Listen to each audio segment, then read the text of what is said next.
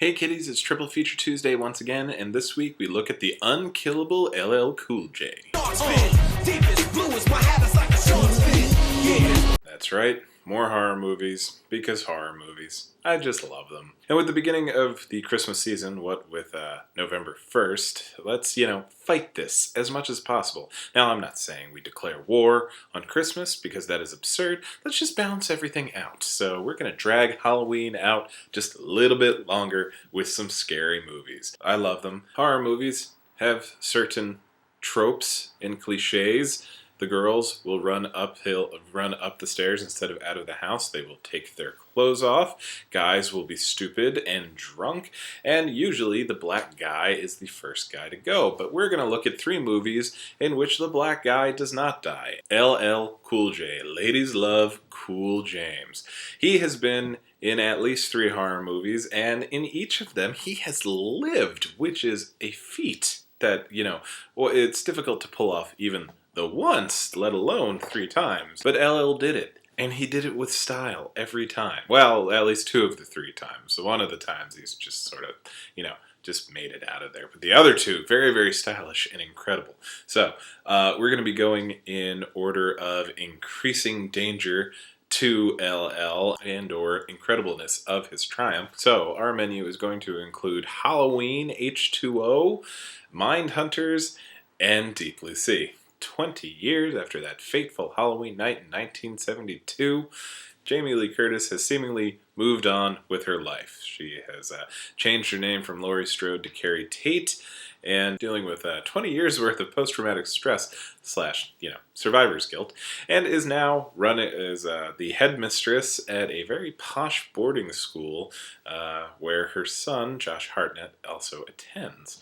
So, because it's a horror movie, Michael Myers has decided to go after, I guess, specifically Josh Hartnett, because he's technically a Strode that has reached his 17th year. It's sort of vague, but mainly he's pretty much going after Laurie because, he really has a Jones for killing his sisters.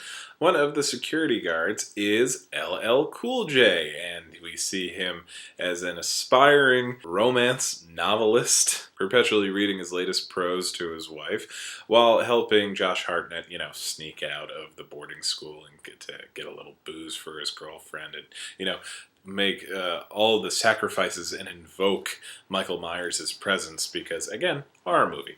Now, you would think he was going to get killed because he's sort of a one-off character, the security, the support, the Dick Halloran, Scatman Crothers, and The Shining, this type of character. And, it doesn't help that he seems to get shot several times by Adam Arkin, Jamie Lee Curtis's boyfriend in the movie, and he appears to be dead. He is wandering around looking for Jason. LL Cool J is when Adam Arkin sees him from a distance, and just the shadow makes it seem like it's Michael Myers, and so he shoots him, of course, which would have been admirable if it was, actually Michael Myers. There's blood coming from LL's head, and it's not insane to assume he's dead. But surprisingly, he just pops up out of nowhere later in the film to shepherd Laurie away from Michael Myers' supposed dead body. And we find out as he's explaining it to his wife on the phone that no, he was merely grazed. Now he has decided to add the thriller element to his romance novels. So he's basically minor comic relief and, just sort of a nothing character, which is why we start with him. Oddly enough, Michael Myers has a track record of having difficulty killing rappers, because in the very next one, Halloween Resurrection, which is atrociously bad, he fails to kill Busta Rhymes, which, don't get me wrong, I want more Busta Rhymes in the world, but it's just weird. Mike, get on that. Next up, we have Rennie Harlin's take on the classic Agatha Christie 10 Little Indians model, Mindhunters, in which Val Kilmer is running an FBI school for psychological profilers, people that will track down and hopefully capture serial killers. And they are his latest crop are getting ready for their final exams, which is to go to an island and do basically as fully simulated a serial killer as you possibly could get without actually murdering anybody. Joining our would-be FBI profilers is Gabe, played by LL Cool J, a regular cop who seemingly has better than average profiling skills of his own, and thus he is equally suspect when everything inevitably goes horribly wrong and all of them start dying for real. Now, not only does LL Cool J live through the entire movie, I probably should have said posted spoiler warnings for movies, 3 movies, the youngest of which is 12 years old, and you didn't see it the first time anyway.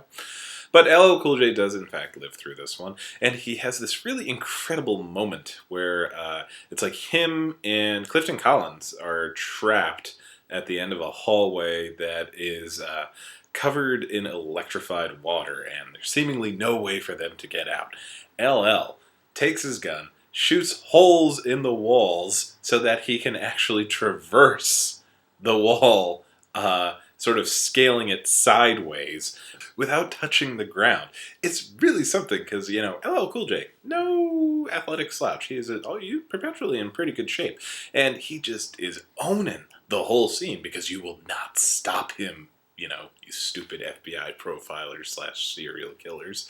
He is going to triumph. And it's just really, really badass and awesome. But nothing is nearly as badass as taking out 2 different smart sharks. Once again, Rennie Harlan, Deep Blue Sea. I gotta tell you, I will never stop defending my love for Deep Blue Sea, a movie in which scientists, with the admirable aim of curing Alzheimer's, genetically altered sharks so that their brains would grow bigger, and then, as an unforeseen side effect, made the sharks smarter. It never even occurred to them that they were going to get smarter because their brains were bigger. I love it. The sharks have managed to make the whole Aquatica science station start sinking so that there's water everywhere, and so the sharks basically are going all throughout the place. And unbeknownst to LL Cool J, the sharks have infiltrated the whole center. LL Cool J is the chef, preacher, seemingly former alcoholic, having a bit of a rough time with the whole station slowly sinking into the water, and again, sharks. One of them tracks him into his kitchen, and it's basically the fight we've always wanted to see, LL Cool J versus a shark. And the shark, while managing to get LL in some fairly precarious situations, basically, getting him in, like locking him in his own oven and then turning on the gas, LL manages to escape the oven, escape the room, and then with the gas still going, sets the whole thing on fire. The lesson here is never kill LL Cool J's bird, because he really takes that seriously and is just very, very sensitive about it. LL manages to survive all the way to the end of the movie, which, again, is no small feat, because this is the same movie that ate Samuel L. Jackson in possibly one of the greatest moments in film history. Through the power of teamwork and effort, the surviving people, Saffron Burrows, Tom Jane, and LL Cool J, formulate a plan to take out the sharks, and of course it all comes down to LL to blow up the shark, which he does in spectacular fashion, and much like he does most everything. Although I've never watched that NCIS show, so maybe it's not doing that as stylishly and fashionably as he used to. But either way, he takes the whole film to the credits with the smash hit, Deepest Bluest, My Hat is Like a Shark's Fin. And so we love LL Cool J in horror movies, because not only does he survive, he usually does so, with great aplomb and, a complete lack of willingness to put up with your bullshit. So, the Unkillable, LL, Halloween H2O, Mindhunters, and Deep Blue Sea. And I'll see you guys next week. Maybe more horror movies. I'm not sure. We'll see. You'll have to tune in and find out. I'll see you then.